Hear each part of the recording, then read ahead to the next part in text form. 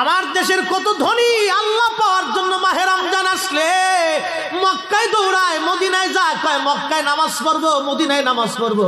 1 রাকাত নামাজে 1 লক্ষ রাকাতের সওয়াব, 1 রাকাত নামাজে 50,000 রাকাতের সওয়াব। উমরা করে মক্কায় কাটায় সময় মদিনায় কাটায়, মক্কায় কোরআন খতম দিতে চায়, মদিনায় কোরআন খতম দিতে চায়।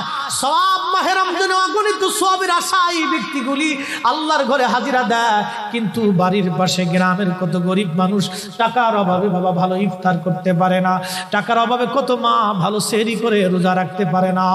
এই ধনীরা এই গরিব মানুষের ঘরে খাবার না দিয়ে আল্লাহরে পাওয়ার জন্য মক্কা মদিনায় দৌড়ায়। আল্লাহ ডাক দেখো, বান্দা একবার মরে দেখ, কায়দা মতো জুতা দিয়ে পিটামো, আমার বান্দারা না খেয়ে ইফতার করবে, আর তুই আল্লাহ পাওয়ার জন্য মক্কায় আইছো, এমন আল্লাহ আমি ধরা দেব না। এই কথা বলেন ঠিক না বেঠিক?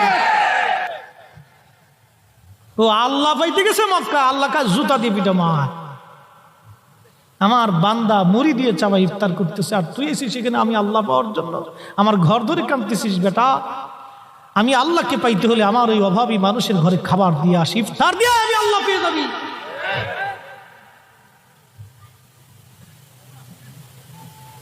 আমরা ভুলে গেছি এই সুন্নত। আজকে খালি মনে করি টুপি মাথায় দিয়ে রাস্তায় চলার নামই সুন্নত, খালি মনে করতেছি জুব্বা গায়ে দিয়ে রাস্তায় চলার নামই সুন্নত। সুন্নতটাকে খালি আমরা ঈদের ভিতরে সীমাবদ্ধ করে বলছি। সময় কম, কথা বেশি, খুবই মনোযোগ।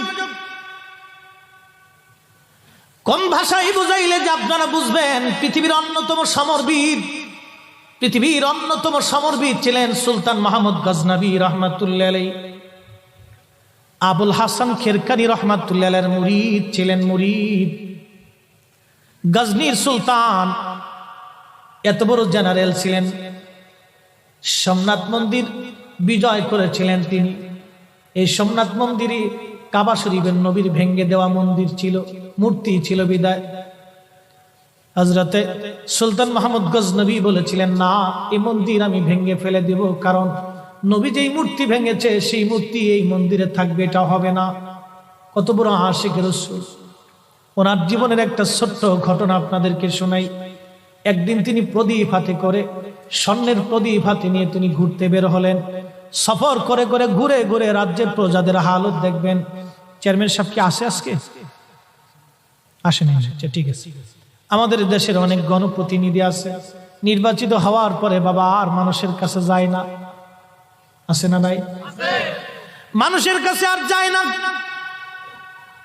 নির্বাচিত হয়ে গেলে মানুষের কাছে আর যায় না। আরে ভাই, আগের যুগের রাজা বাদশারা দেখেন রাস্তায় রাত্রিবেলা ঘুরে ঘুরে প্রজাদের অবস্থা দেখতো। এটাই তো নবীর সুন্নত, খোলাফায়ে রাশিদিনের সুন্নত। আলাইকুম বিসুন্নতি, তোমরা আমার সুন্নত মানো, ওয়া সুন্নাতিল খুলাফাইর রাশিদিন আল মাহদিন, আমার খোলাফায়ে রাশিদিনের সুন্নাত তোমরা মানো। এমন কোন খলিফা নাই রে রাতের বেলা ঘুরে ঘুরে প্রজাদেরকে না দেখতেন। আল্লাহর হাবিবের এমন কোন দিন নাই রে উম্মতের খবর না নিয়েছেন। সাহাবীরা ঘুরে ঘুরে প্রতিবেশীর খোঁজ খবর নিতেন। বন্ধু, খুবই মনোযোগ দিয়ে শুনিয়া যান। সুলতান মাহমুদ গজনবী রহমাতুল্লাহ আলাইহি সামনের প্রদীপ হাতে নিয়ে বের হয়ে গেলেন। তিনি বাজার দিয়ে যাওয়ার সময় দেখে বাজারের এক দোকানদারের দোকানের প্রদীপের পাশে বসে বসে একটা ছেলে কিতাব পড়ে। জিজ্ঞেস করলেন, বাসা, তোমার কি প্রদীপ নাই? বলে, কে গো আপনি? আমি এতিম মানুষ, মাদ্রাসায় পড়ি, প্রদীপ কেনার মতো পয়সা আমার নাই। সুলতান মাহমুদ গজনবী চোখের পানি ফেলে দিয়ে চিন্তা করলেন, হায় আল্লাহ, একজন তলাবা কোরআন পড়ে, হাদিস পড়ে, দোকানদারের প্রদীপ হাওলাত করে, আমি সুলতান মাহমুদ গজনবী স্বর্ণের প্রদীপ নিয়ে রাস্তায় পথ চলি। মেহশরের কঠিন দিনে যদি নবীজি জিজ্ঞেস করে, সুলতান মাহমুদ গজনবী, আমার একজন তলাবা হাদিস পড়েছিল, অন্যের প্রদীপের আলো হাওলাত করে, তুমি মাহমুদ গজনবী পথ চলেছ স্বর্ণের প্রদীপ দিয়ে, ও সুলতান মাহমুদ গজনবী, সেই দিন কেন আমার একজন তলাবা, আমার একজন তলবে আলেম অন্যের প্রদীপ হাওলাত করে হাদিস কেন পড়েছিল রে, বলে দিয়ে যাও। আমার নবী যদি জিজ্ঞেস করে রে, আমি সুলতান কিভাবে সেই দিন জবাব দিব নবীর দরবারে? একজন বাদশার কলিজার ভিতরে কতটুকু আল্লাহর নবীর প্রতি দরদ এবং ভয়। যে আমি মেহশরের মাঠে নবীর দরবারে কি জবাব দিব, নবীর কদমে কি জবাব দিব। এরা রসুলকে এইভাবে ভালোবাসছে, এইভাবে তারা ভয় করছে। আর আজকে আমরা নবীর বেলায় গেলে জিরো টলারেন্স নীতি অবলম্বন করে হুজুরের শানকে বলে নাথিং। ওরে সুরা, ইমান নিয়ে কবরে যাইতে হবে রে বন্ধু, বুঝবা সেই দিন কি হয় তোমার।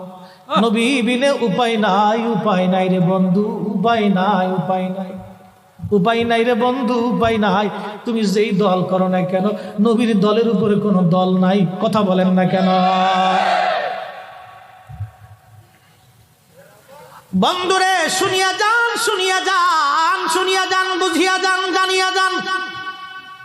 সুলতান মাহমুদ গজনবী স্বর্ণের প্রদীপ খানা ছেলেটার হাতে দিয়ে বলল, বাসা এই স্বর্ণের প্রদীপটা তোমাকে দিয়ে দিলাম, কালকে থেকে স্বর্ণের প্রদীপে তুমি কিতাব পড়বা বাবা। ছেলেটা মহা খুশি। চলে আসলেন সুলতান মাহমুদ গজনবী, রাতের আরামে বিছনায় ঘুমিয়ে পড়েছেন।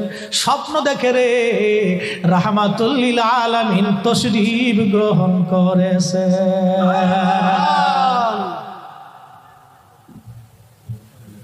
হ্যাঁ করতেছি। এজন ভাই খালি বেলালের রস করার জন্য করবো তো, ইমানের কথাটা বলেই সাহাবীদের দিকে চলে যাচ্ছি। বন্ধু খুবই মনোযোগ। বেলালের ওয়াজ শুনেছে কোটি কোটি মানুষ, চোখের পানিও ফেলেছে কোটি কোটি মানুষ। বাবা এটা আমার কোনো ক্রেডিট না, আল্লাহর কসম, এটা আল্লাহর হাবিবের প্রেমের একটা ফসল। আমি ওয়াজ করি নাই, আমার ওয়াজ করার কি ক্ষমতা আছে? নবীর ইশক যার কলিজার মধ্যে আছে, বেলালের ওয়াজ শোনার পরে সেই চোখের পানি ফেলেছে। নবীর ইশক যার কলিজার মধ্যে আছে, সে তার চোখ দিয়ে পানি এসেছে। নবীর ইশক যার কলিজায় নাই, তার চোখ দিয়ে পানি আসে নাই বাবা। কারণ চোখের পানি এটা মহামূল্যবান একটা নিয়ামত, এটা বড় নিয়ামত। এই নিয়ামত সবার চোখ বেয়ে বাবা আসে না, আল্লাহ যারা মঞ্জুর করে তার চোখ বেয়ে পানি আসে। কথা বলেন না কেন? আশিক তো আশিক, পাগল তো পাগল, তো পাগল ঠান্ডা করতে হবে। বলছি না খুব মায়ার মানুষ। বাহিরে যারা আছেন, রাস্তায় যারা আছেন, ওই দূরে যারা আছেন, মাইকের আওয়াজ যত দূর যায়, ভাই এসে বসেন না, বসে পড়েন। আর দেরি করে লাভ কি বন্ধু? জীবন হারিয়ে গেলে মাহফিল আর শুরু হবে না। যত টাইম চলে যায় তত জীবন থেকে একটা অংশ চলে যায়। Time and tide wait for none, সময় এবং স্রোত কারোই জন্য বসে থাকে না, এটা চলে যায়, চলে যায়, চলে যায়। আমার নবী স্বপ্নে এসে বলে, আরে সুলতান মাহমুদ গজনবী, তোমাকে আজকে একটা খুশির সংবাদ দিতে আসছি। সুলতান বলে, ইয়া নবী আল্লাহি, এই অধমের ঘরে আপনি আসছেন কোন বিজি? বলে, সুলতান আজকে তুমি আমার একজন তলাবাকে স্বর্ণের প্রদীপ দিয়ে সম্মান দিয়েছ। সুলতান মাহমুদ গজনবী, আমি নবী এসে দোয়া করে গেলাম, দুনিয়াতেও অপমান হবে না, কবরেও অপমান হবে না, হাসরেও অপমান হবে না। একবার জোরে বলা যাবে কি ইয়া রাসূলুল্লাহ? এই সবজ গম্বদ ওয়ালে मंजूर दुआ करना, जब वक्त न जाए आका दीदार आता करना, दीदार आता करना। मैं कब्र अंधेरी में घबराऊंगा जब तन्हा, इमदाद मेरी करने आजान रसूल अल्लाह, इमदाद मेरी करने आजान रसूल अल्लाह। रोशन मेरी तुर्बत को लिल्लाह जरा करना, जब वक्त न जाए आका दीदार आता करना, दीदार आता करना।